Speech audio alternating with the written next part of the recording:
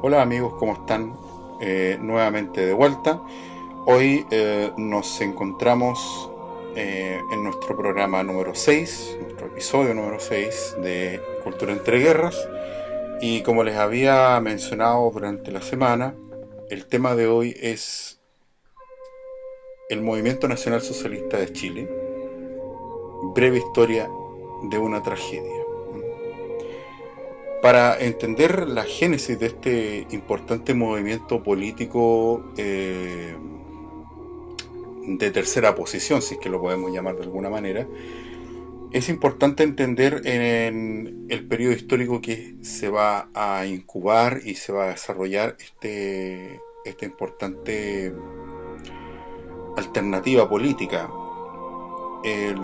Estamos hablando de un periodo de entreguerras, estamos hablando de la década del 30, principios de la década del 30, 1932 para ser preciso, un 5 de abril de ese mismo año, se funda este importante movimiento que, si bien tenía toda la estructura organizacional de un partido, jamás optó por el apelativo de partido, por un tema tal vez de dinamismo, para no encasillarse dentro de las mismas estructuras tradicionales que hasta ese momento imperaban en la arena política chilena.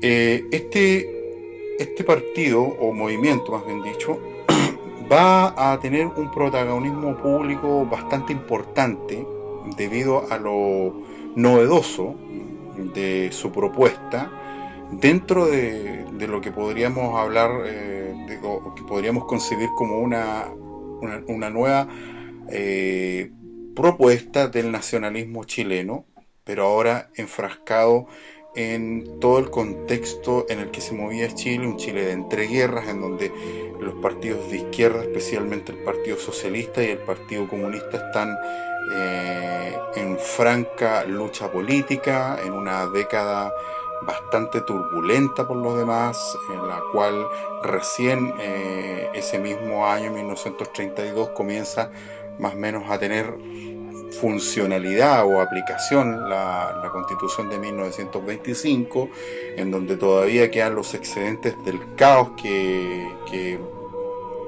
político, el desorden, la falta de praxis política desde el Estado, la inestabilidad de un Estado que hacía aguas por todos lados, que caracterizó el Chile que iba desde la década del 20 hasta el principio de la década del 30. Por lo tanto, tenemos un movimiento que, si bien inicialmente inspirados en la experiencia nacional socialista alemana, que ya para ese entonces tenía un camino recorrido con una praxis política que estaba abarcando prácticamente toda Alemania, la experiencia fascista en Italia, que también tenía una trayectoria también probada y exitosa. Obviamente que todas estas experiencias del fascismo, o de los fascismos, si es que podemos definirlo de esa manera, hizo eco en un país provinciano como Chile. Ahora, inicialmente el movimiento tiene muchas similitudes o simpatías con su símil alemán, pero al paso del tiempo va a ir desarrollando una visión mucho más menos germanófila, más costumbrista, si es que lo podemos llamar de esa manera, centrada en escritos y en pensadores chilenos más que en pensadores alemanes, salvo el caso de Oswald Spengler. Por lo tanto, va a ser un movimiento sumamente interesante, genuino, eh, carente, sí, de muchos elementos que le dieran mayor peso ideológico y también mayor sustento en materia electoral, pero sin embargo logró tener varios diputados. Por ejemplo, el caso de su jefe, el abogado Jorge González Fomaré, diputado por Santiago, Fernando Guarelo Fitzhenry, por Valparaíso, que a la sazón es abuelo del comentarista deportivo Juan Cristóbal Guarelo, y Gustavo Vargas Molinari por Temuco. Esos tres representantes del Movimiento Nacional Socialista estuvieron en el Congreso como diputados, lo cual significó que para ser una fuerza política nueva, el haber tenido 3 diputados era ya un sinónimo de éxito. Para el año 1938, el nazismo con C, que es este nacionalsocialismo chileno, junto a otras fuerzas independientes conformó el Pacto Alianza Popular Libertadora, coalición que llevó como candidato al general Carlos Ibáñez del Campo. Muchas veces me he preguntado yo qué hizo que el Movimiento Nacional Socialista optara por llevar un candidato que no fuera de sus filas. Y en esos, obviamente, análisis o cavilaciones internas, uno se da cuenta de que la madurez política de este movimiento no había sido alcanzada. Y esa madurez política también tiene que ver con una madurez ideológica. Y también con una conquista de los espacios públicos, de los espacios políticos en la calle, que le permitiera también elevar su propio candidato. Es diferente el caso de Alemania, muy diferente. Ahora, lamentablemente, después de la matanza del Seguro Obrero, donde mueren 59 jóvenes nazistas que fueron asesinados por fuerzas de carabineros, este movimiento se va a replegar y el apoyo político, que ya con una candidatura de Ibáñez completamente descartada, van a pasar estos votos al Frente Popular, en un acto que ha sido analizado desde todos los puntos de vista. Yo tengo el personal.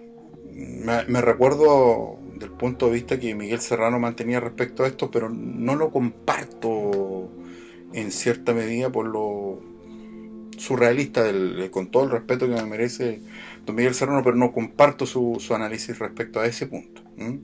Por lo tanto, los votos de los nacionalsocialistas pasan al Frente Popular, que era un frente abiertamente antifascista. Eso a nosotros nos llama mucho la atención, pero en el transcurso de este programa vamos a ir aclarando algunos de estos aspectos contradictorios del derrotero de este movimiento, que van a arrojar algunas luces respecto a el porqué de esta decisión tan anacrónica o tan contradictoria.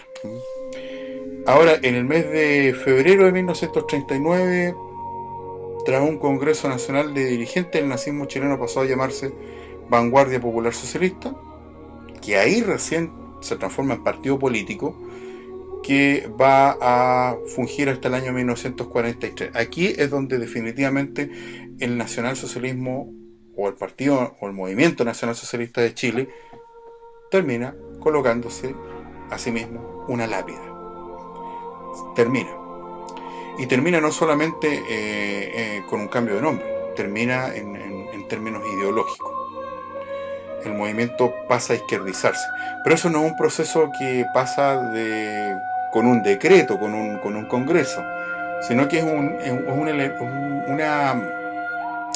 es un proceso que se venía evidenciando ya desde finales de la década del 30. Por ahí, por el año 1936, 37, se venía evidenciando una izquierdización del movimiento. Y finalmente, tiempo después, ya en el año 43 hasta el 45, este movimiento pasó a fusionarse con el Movimiento Nacionalista de Chile y se dio origen a una nueva organización política llamada Unión Nacionalista de Chile, que fue disuelta en el año 1945 por las obvias repercusiones que el término de la Segunda Guerra Mundial arrojaba sobre cualquier movimiento nacionalista de inspiración, aunque fuera leve, del fascismo. Había toda una cacería de brujas en Chile, hubo listas negras de quienes colaboraron con el eje, de quienes integraron organizaciones nacionalistas, sean de carácter fascista o no, o nacionalsocialistas, eran vistos obviamente como complotadores, y obviamente que muchos fueron tomados prisioneros, fueron interrogados, pero eso es un tema que da para otro programa. Ahora, el 5 de abril del año 1932, como les decía, fue implantado, antes de que se implantara la famosa República Socialista, se funda este movimiento, el 5 de abril de 1932. Hay una gran ceremonia en un edificio ubicado en Calle Agustina con Tetino, en la ciudad de Santiago, pleno centro, y en esta estuvo como figuras Emilio Aldunate, Fernando Calvo, Francisco Infante, Carlos Keller, Mauricio Mena, Eduardo Undurraga, Raúl Valdivieso, Benjamín Pizarro, Alberto Bravo Walter y Jorge González Fomarés, quienes en esa ceremonia establecen los planteamientos por los cuales se va a dirigir este movimiento, y es justamente en ese edificio que va a funcionar tiempo después la sede de la agrupación del Movimiento Nacional Socialista. Ahora, Jorge González Fomarés era el jefe, ¿no? En alusión también al concepto de Führer como en Alemania, o Duce en Italia, o caudillo en la España franquista, y quien obviamente venía desarrollando una labor política ya desde 1925 como abogado, como secretario municipal y posteriormente como alcalde de la comuna de Ñuñoa. Sí, por supuesto, fue alcalde Jorge González. Ahora, desconozco la gestión de él, qué tan buena fue la gestión, pero me imagino que estuvo a la altura del cargo debido a que como abogado obviamente conocía bastante bien el manejo público, etcétera. Pero, en fin, no es lo que realmente en este caso nos interesa, ¿no? Pero ya venía en una carrera política con una agrupación llamada Nueva Acción Pública, en la cual obviamente estableció algunos ensayos, escribió algunos ensayos con algunas temáticas sociales.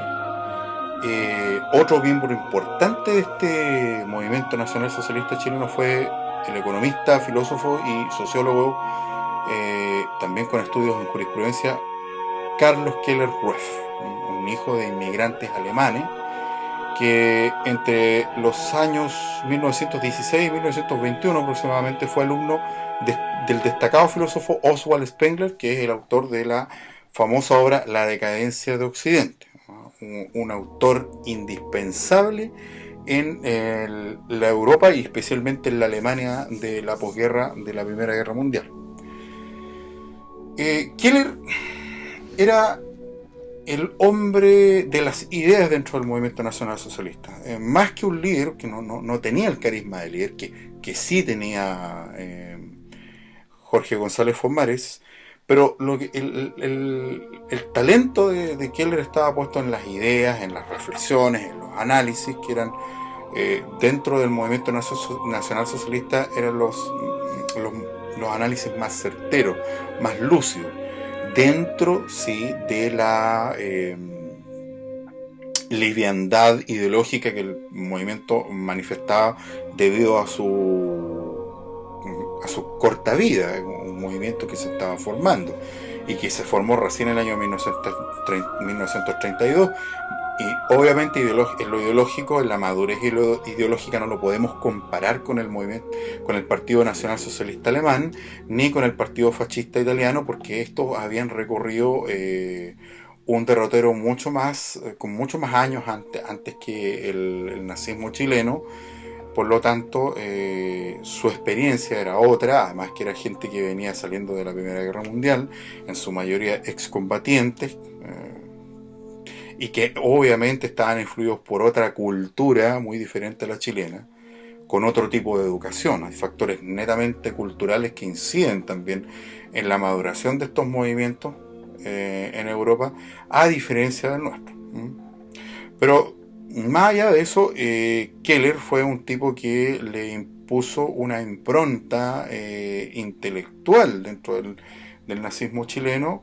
Fue un prolífico estudioso. Hay muchos libros que publicó que lamentablemente no han sido vueltos a publicar, que de repente lo podemos encontrar en algunas librerías de viejos en Santiago, pero que difícilmente hoy día tienen una republicación.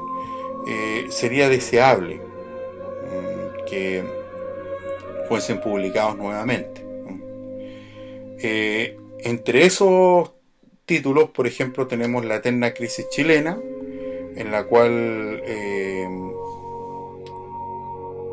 Keller hace un análisis no solamente sociológico, sino también económico de la realidad de un Chile que se debatía entre el subdesarrollo y las ganas de despegar económica y socialmente.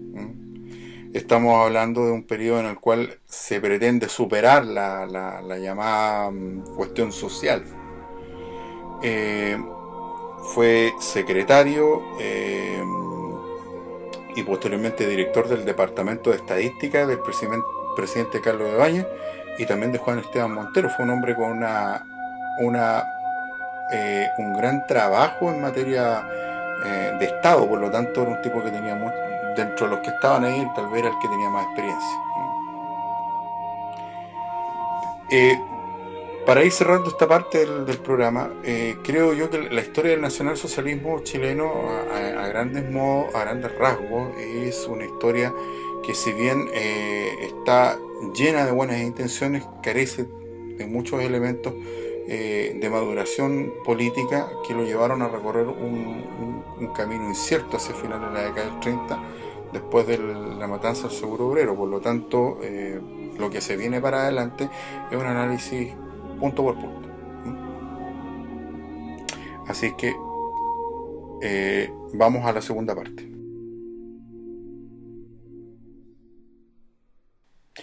Bien, ahora las razones o los elementos del movimiento nacional socialista apuntaban a dos columnas vertebrales que se hicieron muy notorias.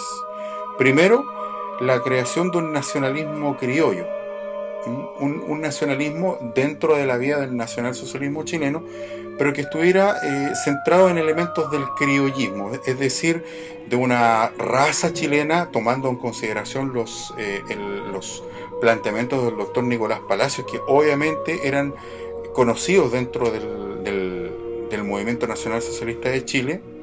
No sé si realmente llegó a ser un libro de cabecera, pero sí algunas tesis de Palacios habían sido extraídas de ahí, especialmente este concepto de raza chilena, de este crisol que hizo posible el mestizaje entre el elemento godo, como le llamaba Palacio, y el elemento araucano, que dan como resultado esta raza chilena, guerrera, capaz de superar las más grandes adversidades, etcétera, etcétera. Eso básicamente en un nacionalismo centrado en una visión criolla, no extranjerizante.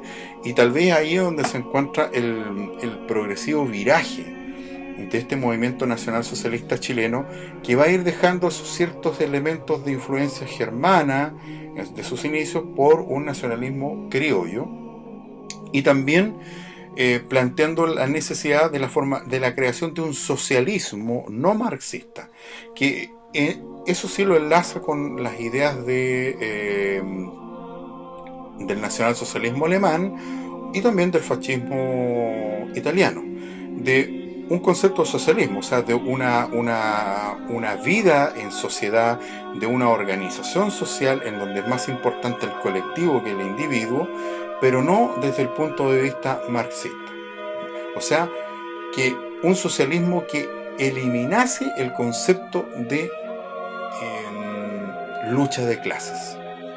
Y como todo movimiento que se aprecie nacionalista, debe considerar que el elemento de la lucha de clases propuesta por el marxismo es un elemento pernicioso que termina destruyendo los pueblos porque hace que hermanos se enfrenten contra hermanos. Pero también renegaban del liberalismo de derechas, en ese momento era conocido como liberalismo a seca, porque también es una forma de elitismo y que también ensalza un elemento de discriminación social que lo empata en cierta medida con la lucha de clases que el marxismo plantea. Por lo tanto, ninguno de los dos caminos era interesante ni válido para el nacionalsocialismo chileno. Es decir, lo más importante era la creación de un nacionalismo criollo fundado en pensadores chilenos, fundado en la idea de un Estado poderoso, fuerte, autoritario, al estilo portaliano, y un socialismo, una actividad social, una concepción de la sociedad orgánica, socialista, no marxista, que renunciara a la lucha de clases y que privilegiara las capacidades de los individuos de acuerdo a lo que ellos podían entregar a la sociedad, no de acuerdo a su posición socioeconómica, sino que a sus capacidades mentales, físicas, intelectuales. Por lo tanto, este nacionalsocialismo criollo buscaba justamente enlazar la tradición patriótica chilena, el concepto de Estado acuñado en la década de 1830, de la mano de Portales, siendo que no fue el creador del Estado portaliano. Erróneamente se le llama así, pero dejémoslo, no vamos a entrar en ese tema. Y también una visión de una sociedad orgánica, socialista no marxista, que combata la lucha de clases y que también reniegue del liberalismo individualista, del liberalismo de derechas o del liberalismo decimonónico, que tenía una fuerte presencia en el quehacer económico y político chileno. Por lo tanto, por ejemplo, tomando algunas citas de Carlos Keller.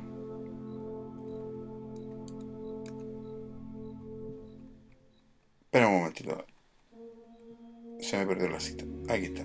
Por ejemplo, para Keller, que había publicado muchos escritos en la revista Acción Chilena, que era la revista de difusión del movimiento nacional socialista, decía lo siguiente, y cito, abro comillas: para el liberalismo, el motor de toda vida económica lo constituye el afán del lucro del homo economicus.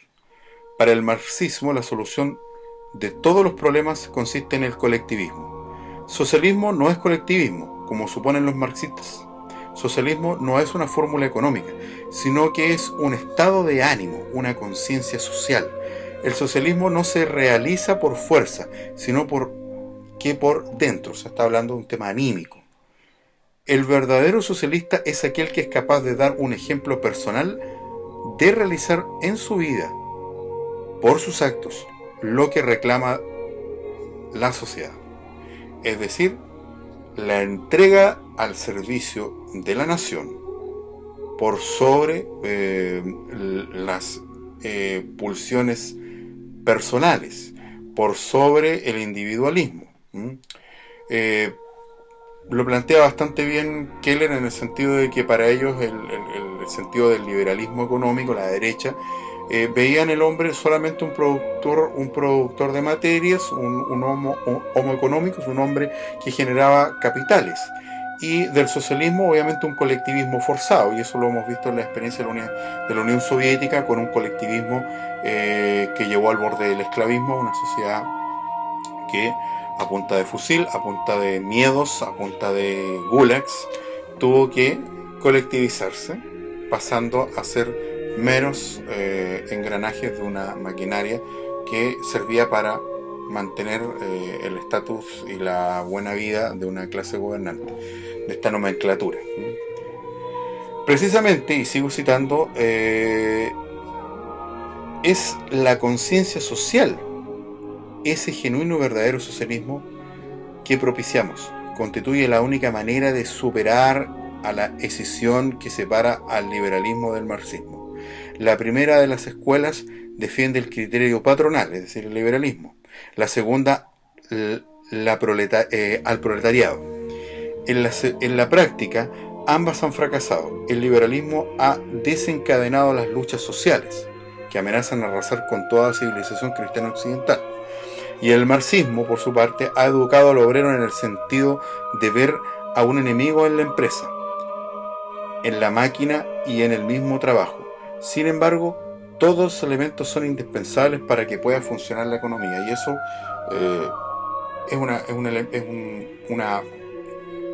es tal vez el ABC de los nacionalismos.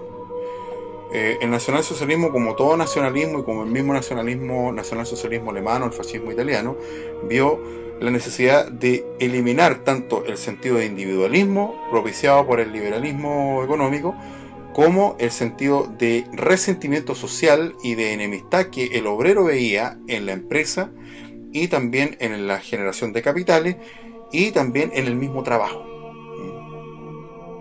Al final, según el nacionalsocialismo chileno, en concomitancia con lo que planteaban estas otras corrientes europeas, era necesario que viera a la empresa como un aliado, como un promotor de desarrollo, y también la empresa y los empresarios vieran al trabajador como un aliado que, junto con ellos, iba a formar esta nueva sociedad.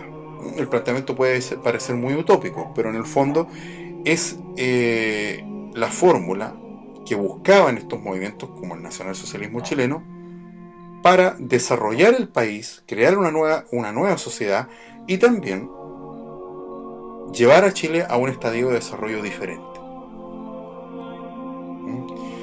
Por ejemplo, el emblema de esta colectividad era la bandera de la patria vieja, cruzada por un rayo ascendente de color rojo y con cero similitud con el emblema que usaban los nacionalsocialistas alemanes. No hay ningún elemento histórico, no hay ninguna evidencia histórica que nos diga que los nacionalsocialistas chilenos utilizaron en algún momento algún símbolo propio del Partido Nacionalsocialista Alemán. No existe ninguna evidencia. Cero. Hay interpretaciones tal vez del rayo, Miguel Serrano de la suya, es respetable, pero tal vez no tiene que ver con eso. En definitiva, está más relacionada justamente con un elemento criollo, la patria vieja, en donde nace Chile. Y también, en cierta medida, por rehusar del uso de la bandera nacional por un tema de respeto, porque no se podía. Hay leyes que impiden que uno utilice la bandera actual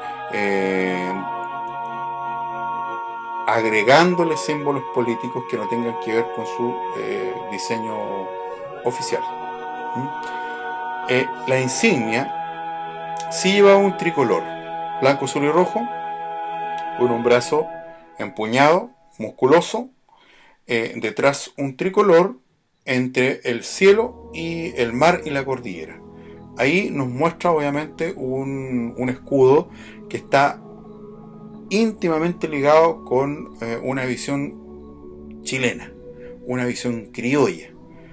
La cordillera, el mar, los cielos azules, la fuerza del hombre chileno, del roto chileno y nuestro tricolor, sin hacer uso de la bandera oficial de Chile, sino que son 3 listones blanco, azul y rojo, que me acuerdo de haber visto algunos en venta por ahí en Mercado Libre, sin querer hacer publicidad de la...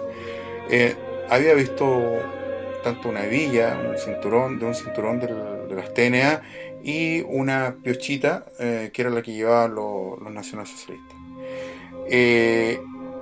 Eso sí, algo que era propio de los fascismos o el nacionalsocialismo alemán del periodo de entreguerra era el uso del saludo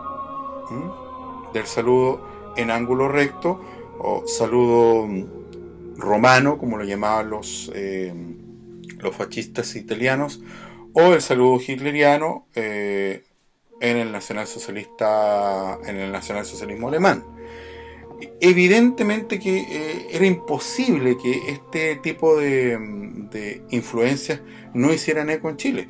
En la España de Franco, o previa a la llegada de Franco al poder, el saludo del brazo en alto era común tanto en el nacionalsindicalismo de Ramiro Ledesma, como también el de las JONS, las Juntas de Ofensiva Nacional Sindicalista, en los falangistas. Por lo tanto, el saludo, que era en contraposición del puño en alto de los comunistas principalmente y de los socialistas, era una tendencia. Ahora, a diferencia de los nacionalsocialistas alemán, el grito después del saludo del brazo en alto era chilenos a la acción. No hay gritos hitlerianos. Lo que hay es algo netamente criollo. Chilenos a la acción. Obviamente que como era la usanza o la moda de la época, todos los movimientos políticos de la época utilizaban uniformes. El movimiento nacional socialista chileno usó el suyo, que estaba compuesto por una camisa, tengo entendido que era azul, azul celeste, corbata y un sombrero, una gorra de color gris oscuro.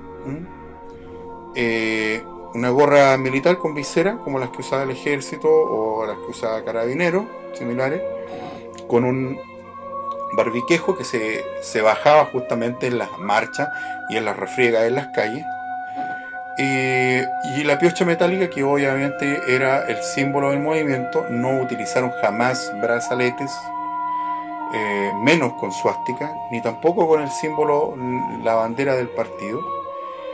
Un terciado de cuero y con un cinturón de bronce con el rayo y las 3 franjas, un cinturón con una hebilla gruesa de bronce circular, y pantalón y calzado oscuro, y en la mujer una pollera, o sea, un vestido ancho y calzado oscuro, y la camisa también del partido, que era, tengo entendido que era un color azul, pero no un azul oscuro, sino que un azul medio tirando celeste. Tenían himnos como En alto las banderas, y este sí que estaba inspirado en el himno de las SA, Die Fahne hoch, o también conocido como el Horst Wessel Lied, que estaba, no sé si completamente inspirado, que era este era el himno que usaban las TNA, las tropas chilenas, las tropas nazistas de asalto. También estaba el himno Chilenos a la Acción, que era el himno oficial de la organización, y la canción del Machitún, la cual era entonada en las actividades de camaradería. Me imagino que era una forma de exaltar el esprit de corps, o sea, el espíritu de cuerpo de esta organización.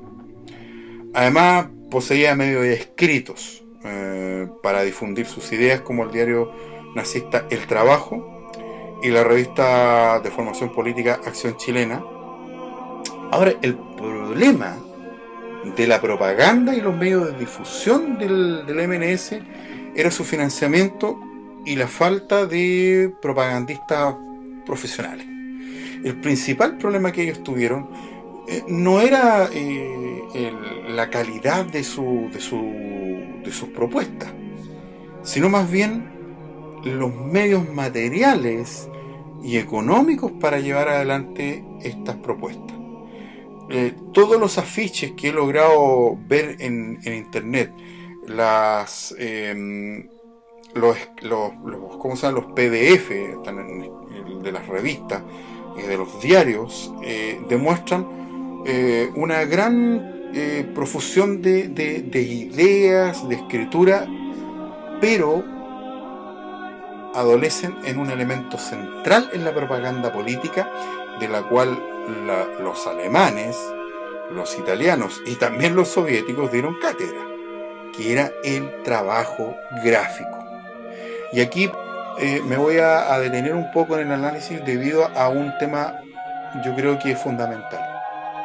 El principal problema del movimiento nacional socialista en materia de difusión, de propaganda y agitación fue el no contar con financiamiento de sectores abiertamente capitalistas. Hay que recordar que el Partido Fascista y el Partido Nacional Socialista Alemán contaron con un amplio apoyo económico de industriales, empresarios, comerciantes, que vieron obviamente en sus respectivas causas un apoyo para su industria, para su comercio, para sus actividades económicas, porque iban a defender obviamente a estos comerciantes, a estos empresarios de lo que se venía evidenciando en Europa, que era el avance del socialismo, del comunismo, que iba a expropiar y colectivizar estos emprendimientos o estas empresas. Por lo tanto, lo mejor era apoyar a quienes eran fuertes en la calle. Aquí en este país pasó todo lo contrario. El liberalismo económico no sentía la necesidad de buscar apoyo en los nacionalsocialistas para defender la empresa chilena. Todo lo contrario, la combatieron a los nacionalsocialistas chilenos. Por lo tanto, no hubo, y esto es un análisis personal que hago, no hubo un apoyo de empresarios, de latifundistas, de empresarios agrícolas, como le llaman ahora, de comerciantes y pequeños comerciantes, de industriales, apoyo económico para el trabajo de los nacionalsocialistas. Por lo tanto, se denotaba una falencia económica y también una falencia en materia de preparación de cuadros propagandísticos profesionales. Los nacionalsocialistas alemanes, los fascistas italianos y los comunistas soviéticos habían creado verdaderos ejércitos de profesionales de la propaganda, tanto pintores, dibujantes, como también publicistas, creadores de frases, de eslogans, de consignas, de mensajes. Y ahí es donde tal vez esta falta, no de ideas, sino que falta de financiamiento, jugó en contra del trabajo callejero y de difusión también del movimiento nacional socialista. Si ellos hubiesen contado tal vez con ese capital y con ese capital humano y ese capital económico, tal vez la historia de este movimiento hubiese sido otra, me imagino. Pero como la historia no se basa en supuestos de cómo podría haber sido, sí, lo que nos queda es el análisis de las falencias que tuvieron en ese campo. Ahora, no es despreciable el trabajo que hicieron, todo lo contrario. Creo que fue un trabajo hecho desde la precariedad, pero con la mejor de las intenciones, con la mejor de las con el mayor orgullo posible, con la mayor garra posible, si lo podemos llamar de esa manera. Pero que lamentablemente, y como todos sabemos, con plata se compran huevos. Y faltando el elemento de financiamiento para jornadas de propaganda monstruosas, gigantescas y con gran cantidad de imagen de buena calidad, es muy difícil que el movimiento nacional socialista haya podido alcanzar metas superiores. No lo logró en el campo de la propaganda. Otra forma que tuvieron de promocionarlo, sus ideas, fue a través de discursos radiales, de la producción y distribución de afiches, volantes, o lo que le he dicho, panfletos, ¿no? Ahora, ¿dónde tuvieron un fuerte? Creo yo, eso suplió tal vez la falta de medios propagandísticos más vistosos. Fue en algo en que los movimientos nacionalistas, los movimientos fascistas de la época fueron campeones. Los desfiles, en los cuales iban formados de forma disciplinada, militarizada, con música marcial, con bandas de guerra, con gran cantidad de banderas, con los dirigentes a la cabeza, con grupos de trabajos sociales, con desarrollo de un cuerpo de voluntarios del trabajo, brigadas femeninas, cuerpos de dadores de sangre, un grupo nazista universitario y de juventudes nazistas conocidos como la J. ¿Les parece conocido ese nombre? La J. Hoy día conocemos la J como los señoritos estos de la Juventud Comunista del Partido Comunista de Chile. Pero antes de ellos ser conocidos por la J, los primeros en ser conocidos como la J fueron las juventudes nazistas del Movimiento Nacional Socialista Chileno. Un dato interesante, que también nos devela un poco estos claroscuros de la historia que muchas veces nuestros profesores no son capaces de contarnos en la escuela. En lo personal, yo soy partidario de hablar y de comentar tal vez estos entretelones de la historia que hacen que una clase de historia sea mucho más entretenida y que capte la atención del joven y que permita también una interacción. Lamentablemente no todos piensan así. Por lo menos de contar estos elementos de la historia que son desconocidos, especialmente de nuestra historia nacional. Este movimiento, al igual que los movimientos fascistas de Europa, se centraba en una figura carismática, el jefe, que era el jefe único del partido, era la figura central, que obviamente era el que imprimía el dinamismo, la fuerza espiritual, esa fuerza casi hipnótica que generaba el jefe, el duce o el Führer o el caudillo. Jorge González Fontmarés no estuvo exento de esa aura hipnótica de los jefes fascistas de la época. No fue no estuvo en menor proporción.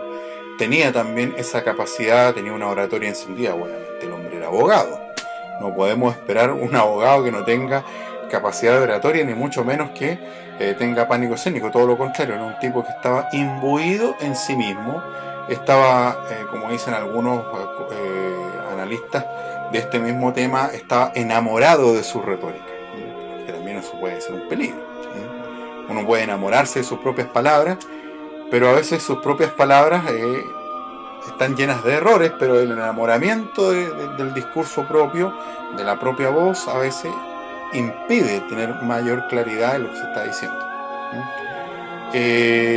Obviamente que fue visto en su momento como un loco. Sus adversarios políticos, y uno lo puede ver en las revistas satíricas, en la prensa satírica de la época, la forma como Fontmarés fue tratado como un loco desde un principio hasta el fin. Es lógico que la prensa opositora a los nacionalsocialistas, que no era poca, porque los nacionalsocialistas sí supieron hacer algo bien, como al igual que los nacionalsocialistas de Alemania y los fascistas de Italia, fue ganarse una enemistad que recorría el amplio espectro político, desde la izquierda hasta la derecha, hasta la iglesia. Por lo tanto, desde un principio fue insultado gratuitamente en todos los medios de comunicación de la época, especialmente los diarios y revistas, las revistas políticas, revistas satíricas. Generalmente Fontmarés era tratado como un hombre loco, cosa que me parece que no era. No tengo una visión de que Fontmarés haya sido un hombre loco. Tal vez pudo haber sido un hombre ingenuo, sí, no me cabe la menor duda que mucha de esa ingenuidad se transformó en una falta de cálculo político que sus opositores sí tenían, y que lo llevó a los sucesos del 5 de septiembre de 1938. En ese aspecto soy bastante crítico. Ahora, inicialmente el nacionalsocialismo chileno fue tildado de un movimiento artificial, extranjerizante, eh, producto de que también se hacía llamar nacionalsocialista, igual como el movimiento nacionalsocialista, el Partido Nacional Socialista Alemán. Pero en el transcurso de la década del 30, obviamente que el desarrollo ideológico del nacionalsocialismo chileno fue evolucionando, fue tomando elementos más criollos, especialmente del pensamiento nacionalista chileno, que tenía bastantes pensadores, entre los cuales estaba Nicolás Palacio, Tancredo Pinochet Lebrun, entre otros, lo cual a lo largo del tiempo lo fue distanciando de ese elemento fascista o nacionalsocialista alemán para traerlo a un elemento nacionalista criollo, pero que con el pasar del tiempo inevitablemente lo fue haciendo más cercano a la izquierda. ¿Y en qué me voy a basar? En que el movimiento nacionalsocialista chileno, prohibió a sus militantes, especialmente aquellos que eran del sur de Chile, tener doble militancia en la Jugendbund o en el Partido Nacional Socialista de los Trabajadores Alemanes, organización extranjera, o sea, en el NSDAP-AO, y en la Jugendbund de ese mismo partido, o sea, que era la filial alemana de los colonos alemanes en el sur de Chile, y que la hubo en todas las colonias alemanas del mundo. Primero, prohibió la doble militancia. Y segundo, tomó una postura, creo yo, que tal vez, si bien la búsqueda de un derrotero propio en términos del nacionalismo era algo inevitable y era algo consecuente con el desarrollo del nacionalismo chileno, ya en la década del 30 el nacionalsocialismo chileno era el nacionalismo chileno.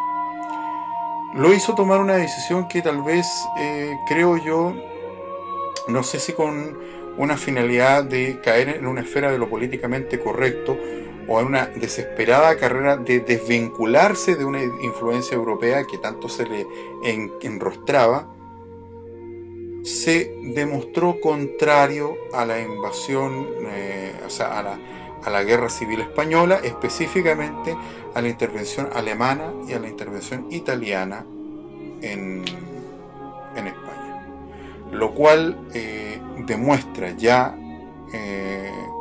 a mediados de la década del 30, pasado de mediados de la década del 30, en 1936 más o menos, una leve izquierdización del movimiento que va a detonar obviamente después de 1938, el 5 de septiembre. Después de eso se forma la Vanguardia Popular Socialista, que va a apoyar obviamente al gobierno de Pedro Aguirre Cerda, por lo cual para ese momento ya el elemento nacional socialista o fascista está en vías de extinción dentro de la misma colectividad. Eso significó también una gran cantidad de gente que se fue separando, fue renunciando al movimiento, buscando tienda política en otros partidos, tanto de la derecha como de la izquierda, o en otras organizaciones nacionalistas que estaban emergiendo en ese entonces. También hicieron uso de algo que era muy parecido a lo que hacía Hitler cuando el Führer habla a la nación. Aquí tenían en el discurso radial, por ejemplo en 1941, el jefe habla a los chilenos. Todavía quedaban esos elementos, esos resabios de la praxis nacionalsocialista alemana que habían sido copiados obviamente. Si bien el nacionalismo chileno tenía varios autores y pensadores previo al 1932, el desarrollo de un movimiento nacional socialista chileno parte en cierta medida influenciado por el nacionalsocialismo alemán, y obviamente en la carga de los años 30 va a ir desarrollando un elemento criollista que lamentablemente terminó por izquierdizarse. Vamos a ir a la tercera parte de nuestro programa.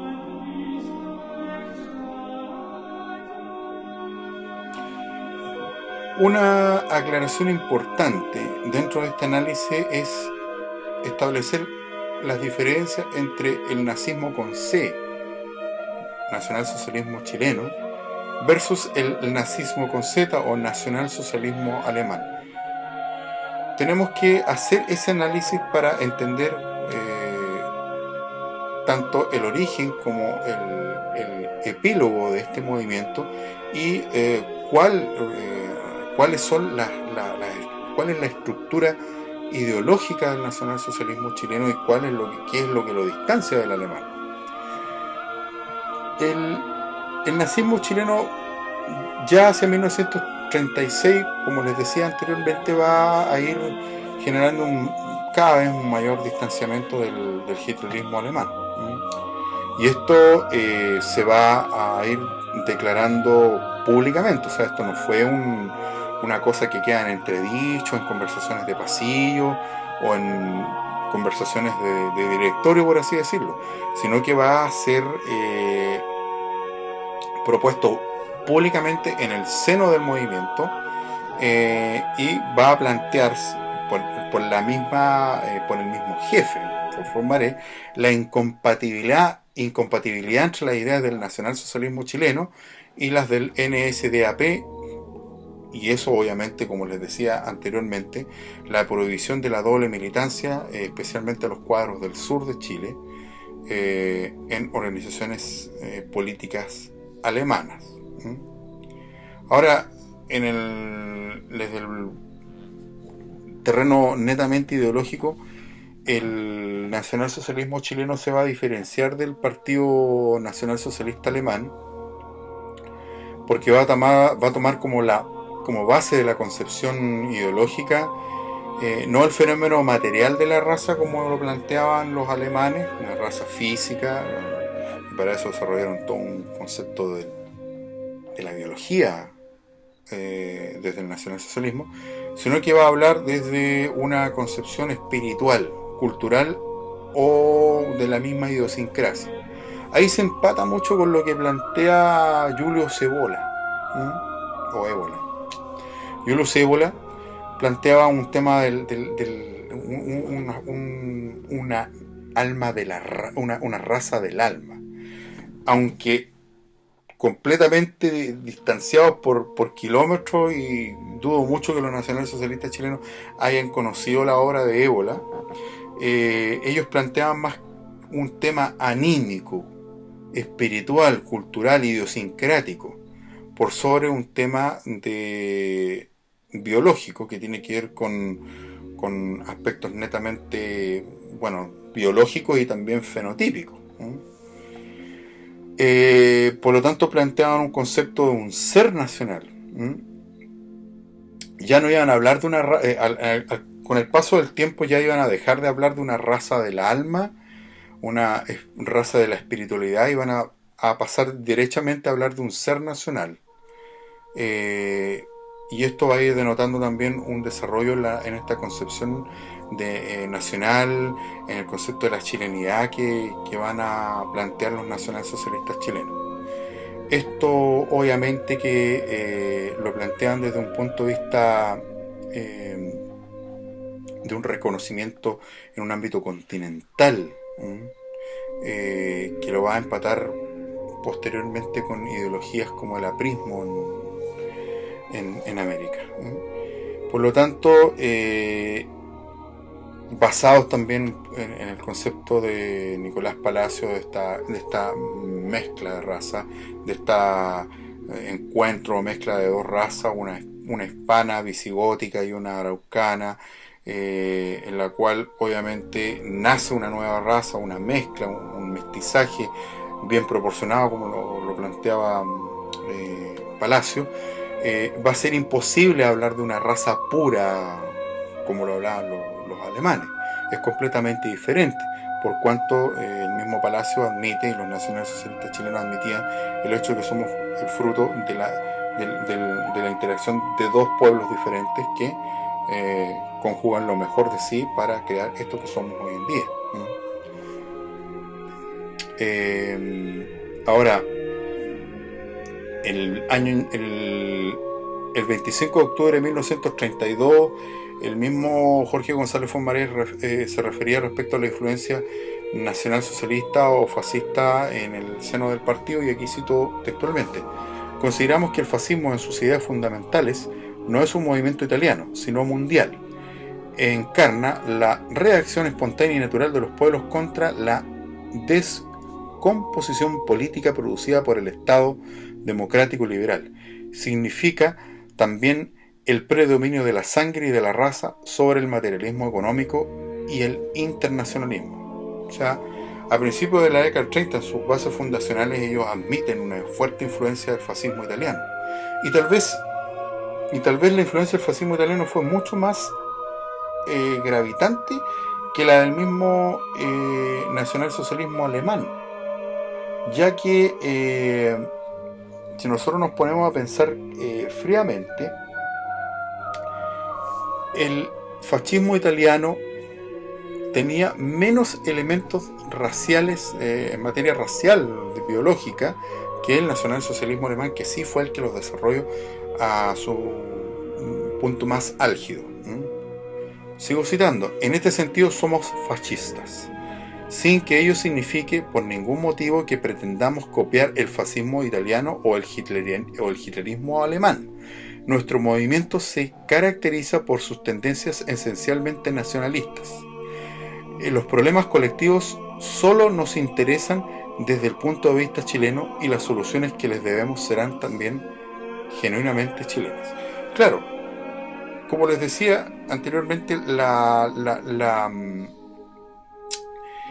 el nacionalsocialismo chileno inicialmente es un movimiento fascista, pero tuvieron la clarividencia de plantear que, si bien hay una influencia de estos dos movimientos, el fascista y el nacionalsocialista alemán, las soluciones y también el desarrollo ideológico va a tener que ser desde un punto de vista netamente criollo, tomando en consideración autores chilenos, como también buscar soluciones a los problemas propios de Chile, desde, obviamente, soluciones que sean creadas por ellos mismos y no por recetas traídas desde fuera.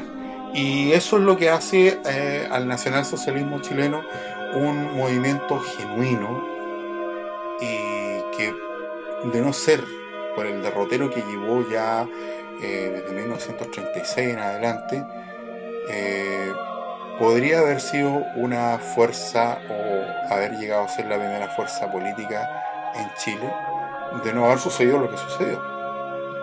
En lo personal creo que le faltó tiempo, y eso es un hecho. O sea, no hay que ser ningún gran historiador ni un gran analista para decir que a estos movimientos, especialmente al nuestro, al Movimiento Nacional Socialista Chileno, le faltó tiempo para poder desarrollar mayor su ideología, tiempo también para evitar el baloteo entre los sectores izquierdizantes o derechizantes dentro del mismo movimiento, que es un factor inevitable dentro de los nacionalismos, y dentro de todos los movimientos políticos en general. Ahora, Enrique Zorrilla, fue militante del MNS, planteaba lo siguiente: González denuncia la amenaza comunista y la debilidad de las democracias frente al marxismo y la lucha de clases, pero se enfrenta con los descendientes alemanes reprochándoles sus divisiones, llamándolos a servir a los intereses de Chile por encima de cualquier otro. Es un germanófilo sin especial consideración por Hitler, quien subió al poder después de la formación del MNS. Claro, hay el problema con González Fonmarés es que es un hombre que estaba con un pie con sus pies en dos mundos diferentes. Por un lado, era un hombre producto de un Chile criollo, y por otro lado era un descendiente alemán. De hecho, Fonmarés vivió en Alemania en su infancia. Por lo tanto, era un tipo que transitaba entre dos mundos. Creo que tal vez eso psicológicamente no le jugó bien. Creo yo que más allá de lo potente que fue como líder, su potencia al dirigirlo también lo llevó a cometer grandes errores. Y uno de esos fue el, el 5 de septiembre. Pero esa es mi opinión personal. Sin embargo, no estuvo, ¿cómo se llama? En el momento de mayor éxito del movimiento, jamás estuvo por debajo de las expectativas. Fue un tipo de una oratoria encendida, con una capacidad de convocación, con una capacidad de liderazgo a toda prueba.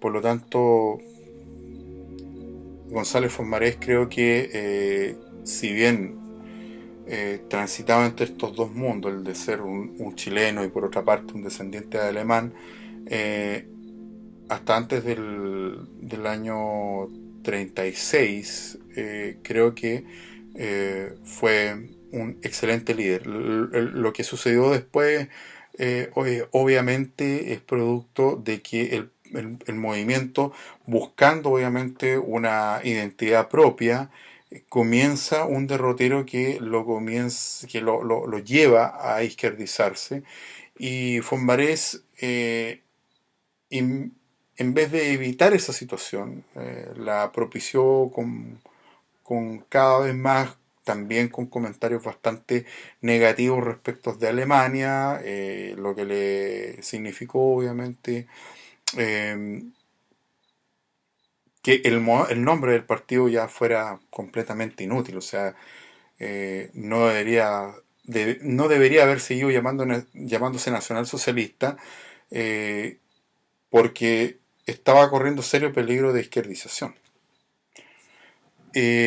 Vamos a ir a la cuarta parte y final de este programa de hoy, que despunta con la masacre del Seguro Obrero. Bueno, hemos llegado al epílogo de esta breve historia trágica, con la masacre del Seguro Obrero, que es tal vez, es uno de los hechos más sanguinarios de las primeras décadas del siglo XX, que quedó en completa impunidad, y además que es el hecho que va a poner la lápida sobre el movimiento nacional socialista. Esto ocurre un 5 de septiembre, en la mañana de un 5 de septiembre de 1938, a puertas de las elecciones presidenciales que llevaban como candidato, por parte de los nacionalsocialistas, en una alianza llamada Alianza Popular Libertadora, al general en retiro Carlos Ibáñez del Campo, al radical don Pedro Aguirre Cerda, y al liberal, que era el candidato de la derecha, el candidato de Alessandri, al economista Gustavo Ros Santamaría, que también era conocido como el ministro del hambre, ¿ya? Que, claro, sacó a Chile de la crisis económica que lo había afectado después del crack del 29, pero a costa de reducción de financiamiento para políticas sociales, lo cual tenía a Chile igual sumido en la pobreza. Por lo tanto, se sabía de antemano, por lo menos los nazistas lo veían de esa manera, de que las cartas ya estaban echadas en las elecciones, que Gustavo Ros Santamaría iba a ganar, porque se suponía o se presuponía, con fundamento o sin fraude electoral. Ahora, el fraude electoral, hasta ese momento era algo bastante común. No había nada que dijera lo contrario, que fuera una novedad en las elecciones chilenas, no para nada.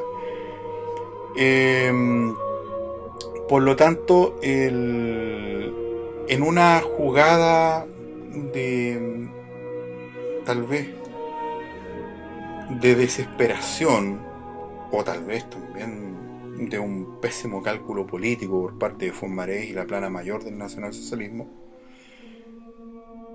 idean un golpe de Estado o un conato para llamar a un golpe de Estado por parte de las Fuerzas Armadas, especialmente del Ejército, el cual iba a ser encabezado por Carlos Ibáñez del Campo, para evitar un fraude electoral. Bueno, inicialmente uno podría decir sí, es válido. El problema es que todo el entramado de este plan contaba con muy pocas posibilidades de llegar a, y que fue lo que terminó sucediendo, con cero posibilidades de llegar a algún efecto positivo, debido a que los supuestos enlaces que tenía el nacionalsocialismo con Ibáñez y los militares fallaron. Definitivamente fallaron. Es decir, los militares, yo creo que ni siquiera Carlos Ibáñez del Campo tuvo la intención de generar otro golpe de Estado para ponerse él en el sillón presidencial y evitar el fraude electoral. Era absurdo. De un principio a fin, Jorge González Fontmaré y su gente, especialmente la cúpula del MNS, tuvieron muy poca claridad, la capacidad de análisis fue nula, hubo una exaltación total del estado de ánimo propio y lo confundieron con el estado de ánimo del resto de la sociedad, y eso significó obviamente una derrota sangrienta. Todo significaba detener este fraude electoral, pero también, por otro lado, detener el fraude electoral que iba a estar en manos de la derecha, y por otro lado, detener el avance del comunismo, del socialismo, de las ideas de izquierda representadas en el Frente Popular. Obvio, los Frentes Populares eran una estrategia creada por la Internacional Comunista en Moscú a instancias de Stalin, y obviamente era vista como un peligro. Ahí es donde vienen varias contradicciones. El 4 de septiembre del año de ese mismo, o sea, un día antes del 5 de septiembre de la masacre, se organizó una de las más numerosas concentraciones de la época, que fue conocida como la Marcha de la Victoria, la que fue obviamente congregada en el Parque Cousiño, hoy día Parque O'Higgins, con un número superior a las 100.000 personas en apoyo a Ibáñez. Hay que entender una cosa, aquí esas 100.000 personas eran personas que venían de todo el país, y estaban todos los movimientos o partidos que apoyaban a Carlos Ibáñez del Campo, incluyendo el Movimiento Nacional Socialista, del cual vinieron delegaciones de todo el país. Esta concentración obviamente fue la que sirvió para organizar este alzamiento civil que se venía preparando hace un tiempo atrás por el Movimiento Nacional Socialista, pero también no tenía una fecha definida. O sea, esta cuestión de haberlo hecho el 5 de septiembre fue una cuestión prácticamente de manera casi espontánea, porque no hubo una planificación para decidir el día 5, este va a ser el día clave. A mediodía de este 5 de septiembre, como todos sabemos, un grupo de militantes que eran dirigentes estudiantiles de la Universidad de Chile se toman la Casa Central, toman de rehén al rector de la universidad, y otro grupo se toma la Caja de Seguro Obrero, que hoy día es irónicamente, es el edificio donde se encuentra el Ministerio de Justicia y Derechos Humanos. Y desde allí uno de los vigías que los nacionalsocialistas apostaron en la puerta de entrada al edificio, disparó a este carabinero de nombre Juan Salazar Aedo, quien venía de entrega de un turno, y le pareció sospechosa la persona que estaba ahí, y las que vio entrar, o sea, creo que la señora del kiosco donde él fue a comprar el diario le mencionó que mucha gente entró al edificio, que se parecía sospechosa, y este hombre aborda a esta persona que se encontraba de vigía en la puerta del edificio del Seguro Obrero, y se genera una refriega ahí y un balazo que pone fin a la vida de este carabinero a un par de pasos más allá. Obviamente que en ese momento Alessandri se encontraba almorzando en su oficina con un ministro quien le menciona lo que estaba pasando a pocos pasos de la Moneda, porque es visible, y creo que ahí comienza todo el movimiento de tropas. Se llama el regimiento Tacna, se llama general de carabineros, y comienzan a despacharse las órdenes para ver qué es lo que estaba pasando y poner fin a esta revuelta. Fonmarés era obviamente el cabecilla de esto, y estuvo dirigiendo las operaciones por contacto radial con los rebeldes que estaban en la caja del Seguro Obrero, con los jóvenes que se encontraban allí, pero obviamente con muy poco efecto. Esta partida de gente, este grupo que estaba en el Seguro Obrero, estaba dirigida por Orlando Latorre y Juan Yunis. Por lo tanto, aquí la desorganización yo creo que fue el principal factor que hizo caer en el pánico a estos jóvenes. Se desplazan tropas de carabineros y del regimiento Tacna, se derriba la puerta de la casa central de la Universidad de Chile con una pieza de artillería que mató, creo, a 4 jóvenes, y otros quedaron heridos. Estos jóvenes inmediatamente son reducidos por las tropas y son apresados y dirigidos por la calle. De eso hay una gran cantidad de fotos que obviamente ustedes pueden ver, y son dirigidos. Hay poca precisión en lo que se fue haciendo durante ese momento. Los apresados fueron paseados por varias partes del centro de Santiago hasta que se toma la decisión de llevarlos a la caja de Seguro Obrero, porque ya se tenía noticias de que había gente allí, por lo tanto había que juntarlos con eso. Pero hay una orden expresa que fue dada por el mismo Alessandri: mátelos a todos, que no quede ninguno.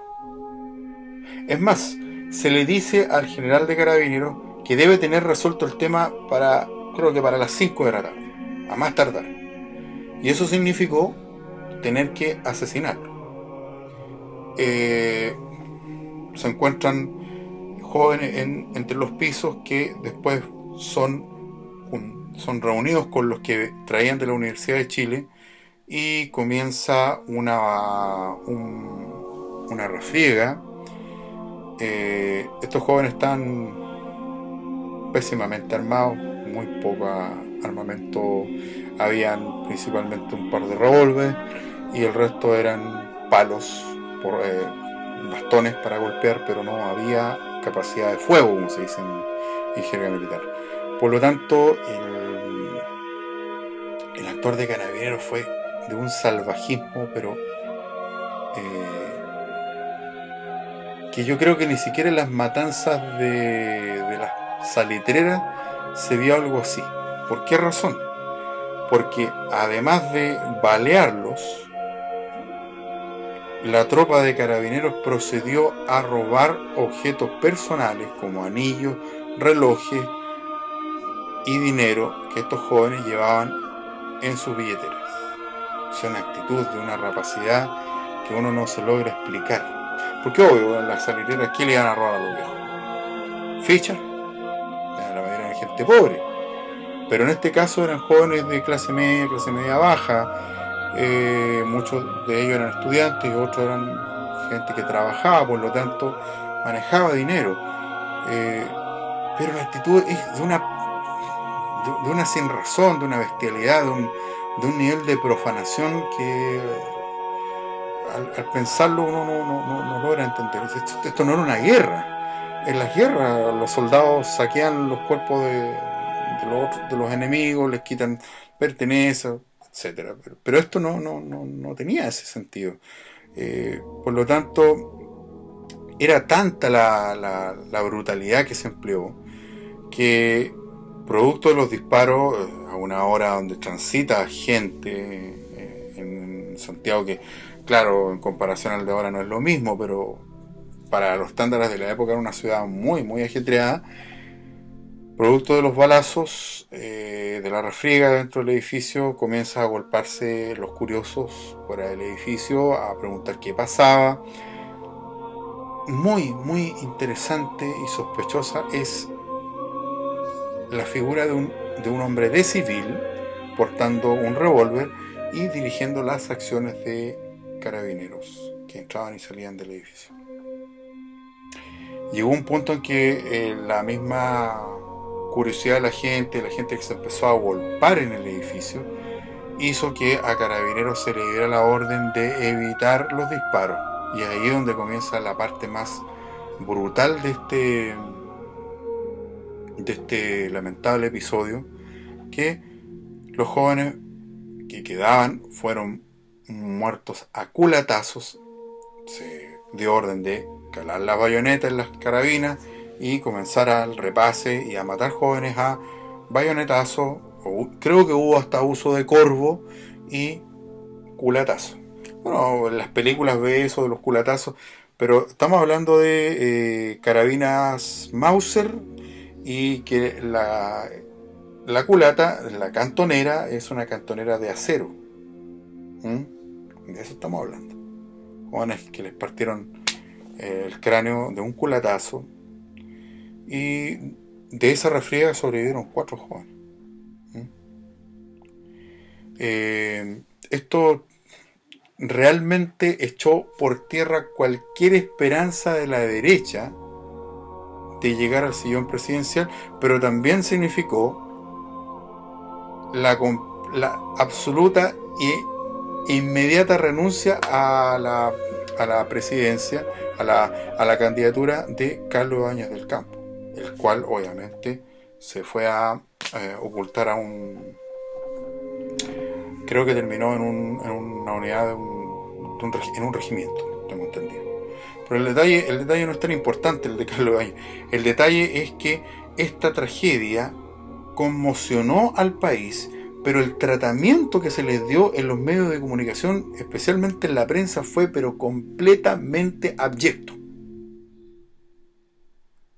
Los medios de comunicación, que en su mayoría estaban en manos de los liberales, trataron el hecho como un éxito, haber liberado a Chile de este conato revolucionario, de esta pandilla, de esta mafia nazi, etc. Se lo trató con total bestialidad. O sea, no bastó solamente con matarlo, sino que también se los humilló, se hizo un escarnio público de ellos a través de los medios de comunicación.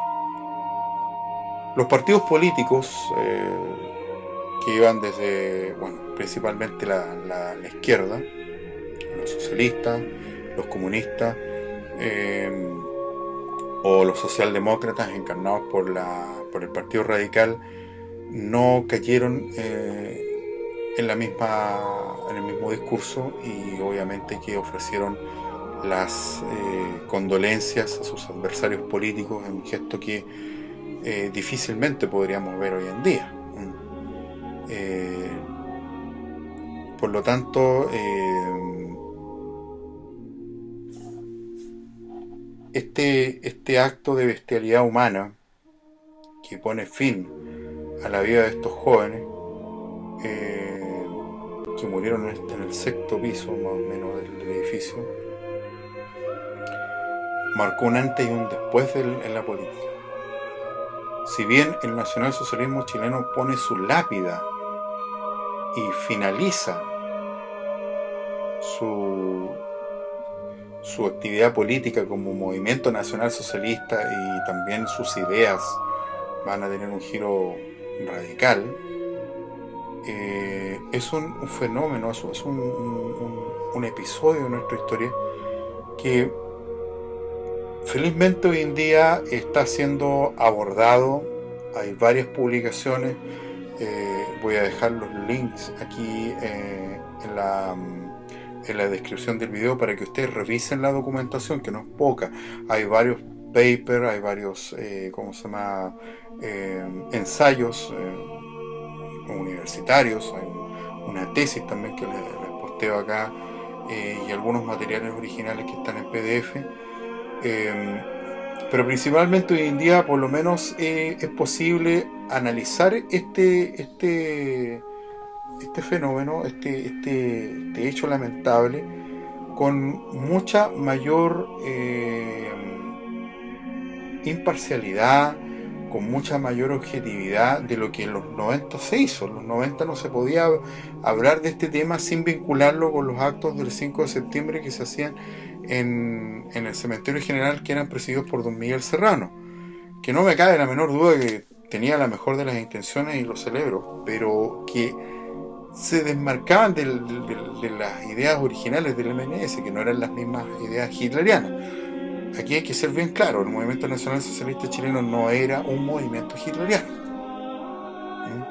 Y lo que se hacía en el 5 de septiembre en Santiago, en la década de los 90, de los 80 a los 90, era un acto que comenzó como algo muy respetuoso con el talante de lo que fueron los nacionalsocialistas chilenos, y después terminó siendo un acto que estaba más imbuido en el aura hitleriana que le imprimía don Miguel Serrano, y bien, pero no era el sentido original. Por lo tanto, este movimiento nacional socialista chileno termina aniquilado esta mañana del 5 de septiembre de 1938. Yo recuerdo en este momento mis conversaciones con mi abuelo materno, con mi abuelo Ernesto Pardo Castillo, y él me contaba que aquí en la ciudad de La Serena, en la esquina de Amunátegui con Balmaceda, con la avenida Balmaceda, hay una casona que tiene un edificio, tiene una cúpula. En ese tiempo funcionó ahí el Instituto Profesional Santo Tomás, pero en la década del 30 esa casona fue utilizada como sede del Movimiento Nacional Socialista Chileno, y mi abuelo, el que acabo de mencionar, mi abuelo materno, mi abuelo en ese momento se encontraba en el ejército, pero un hombre más bien de ideas de izquierda. Y su mejor amigo, que todavía lo recuerdo, que era el Mocho, le decían, no recuerdo el nombre de él, tendría que consultarle a alguno de mis tíos, era nacionalsocialista. Y en una oportunidad, cuando el jefe estuvo acá en Serena, este amigo invita a mi abuelo a la sede del partido, sabiendo que era un hombre más bien de izquierda, pero lo invita, buenos amigos, era su compañero de juergas, de farras, era su yunta, como se le dice.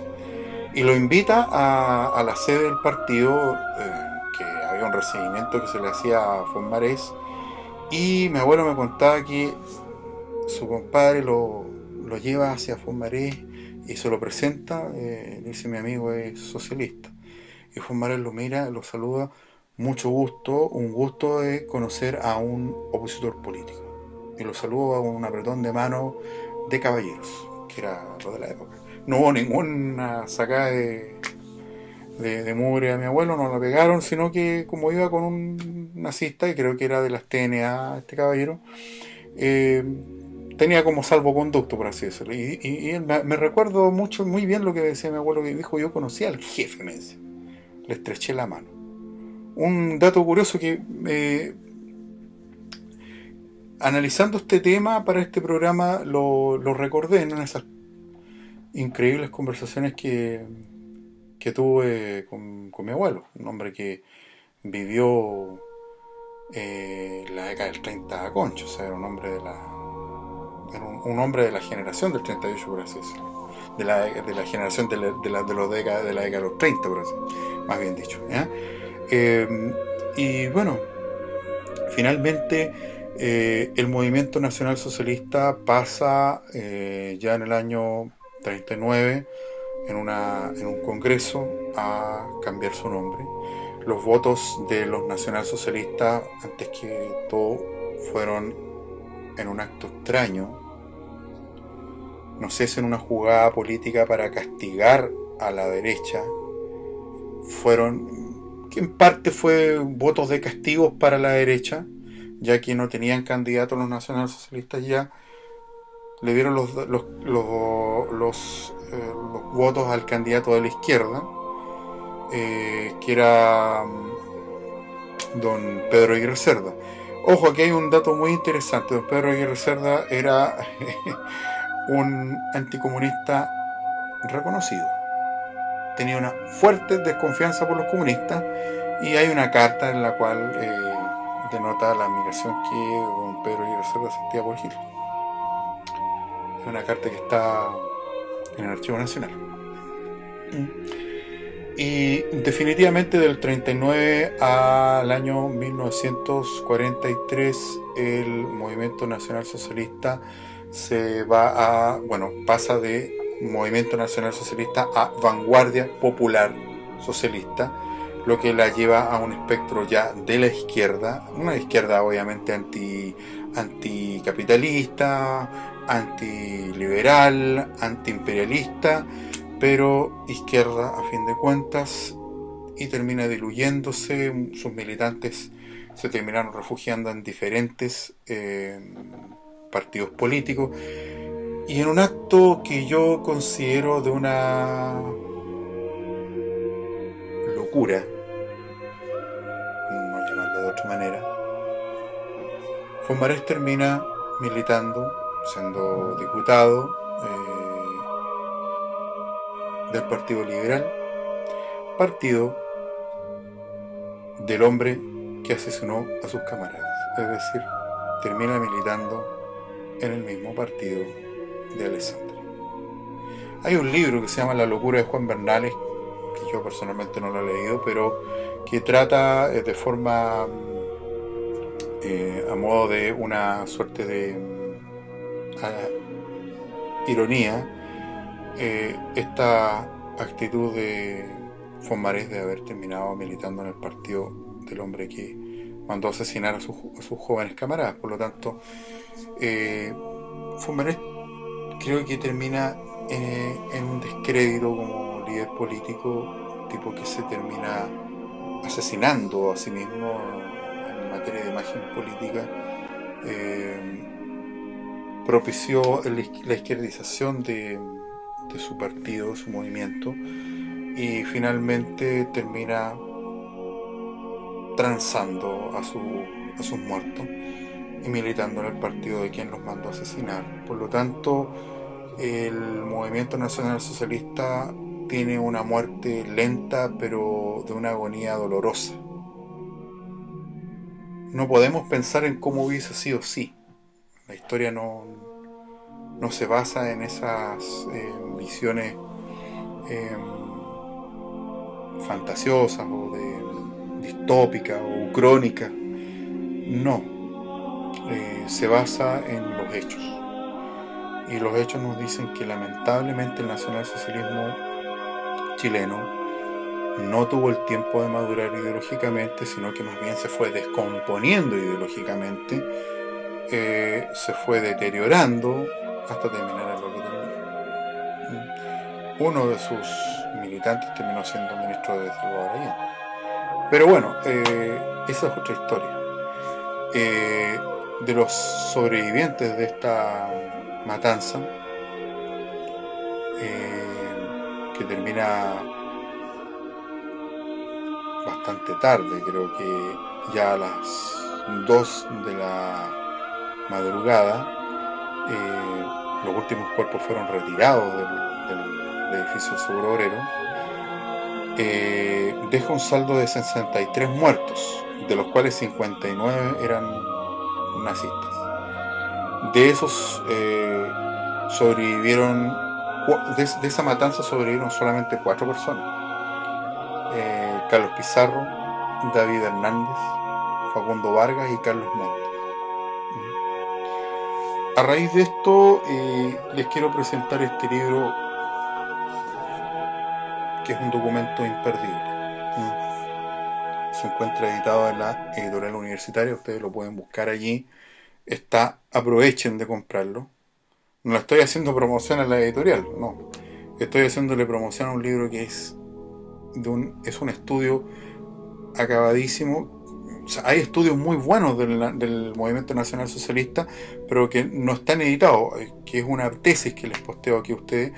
Pero este es un libro que ustedes pueden comprar en la librería universitaria, está a un precio bastante asequible, creo yo, por internet, o pueden ir directamente los que son de Santiago a la librería universitaria, y que se titula La generación fusilada, Memorias del nazismo chileno, 1932-1938, del fotógrafo y periodista Emiliano Valenzuela. Él pertenece al Comité 5 de septiembre, tengo entendido. El trabajo es un trabajo bastante acucioso, un excelente trabajo viniendo de un periodista. Quiero decir que no todos los periodistas, por lo menos libros que he leído de periodistas, no son tan acuciosos, pero el trabajo de fuentes de este joven es excelente, por cuanto está a la altura de un trabajo de un historiador profesional, ¿no? Es un libro que vale la pena, no solamente por el acucioso trabajo de fuentes, por la investigación acabada, sino que también por el trabajo de rescate fotográfico. Y muchas de las fotografías que están acá son propiedad del autor. Vale decir, es una persona que cuenta con una colección personal a su haber, y que obviamente enriquece este trabajo porque son fotos inéditas en algunos casos, que fueron recién publicadas para este espectacular libro. Se los recomiendo, por favor no olviden echarle un vistazo a la editorial universitaria, y como les digo, no se queden sin este libro. 100% recomendable para quienes quieren adentrarse en la historia de este movimiento, que lejos, para ir terminando, lejos es la más grande expresión del nacionalismo chileno. O sea, es el movimiento que encauzó las ideas nacionalistas chilenas a un nivel de organización que el nacionalismo antes y después de esto no ha logrado obtener. No tenemos en el día de hoy ningún movimiento que llegue a la altura del movimiento nacional socialista chileno. No hay líderes dentro del nacionalismo chileno, como lo hubo con Fumárez. Con todas sus luces y sombras, este movimiento encarnó la voluntad de una generación que buscaba la justicia social, que buscaba la superioridad como pueblo, que buscaba la independencia, y que buscaba un camino alternativo entre la derecha y la izquierda. Fueron los más genuinos representantes del nacionalismo chileno a principios del siglo XX. No hemos vuelto a tener un movimiento nacionalista de esa envergadura. Hemos tenido algunos, sí, pero no a ese nivel de organización, a ese nivel de compromiso, a ese nivel de pasión, a ese nivel de entrega como lo tuvieron estos muchachos. Este ha sido Cultura entre Guerras, episodio número 6. Quiero darles las gracias. No se olviden de dar pulgar arriba, suscribirse a mi canal, pinchar la campanilla para que estén en constante aviso de lo que estoy produciendo. No se olviden de compartir estos videos con sus amigos y hacer que Cultura entre Guerras siga adelante con nuevos programas, a ir mejorando este formato. Todavía no he buceado lo suficientemente bien para mejorar la parte visual de este programa, pero es un tema que se va aprendiendo y me gustan los computadores y es algo que puedo ir mejorando durante el tiempo. Les agradezco desde ya su atención, su espera y nos vemos en un próximo episodio. Gracias.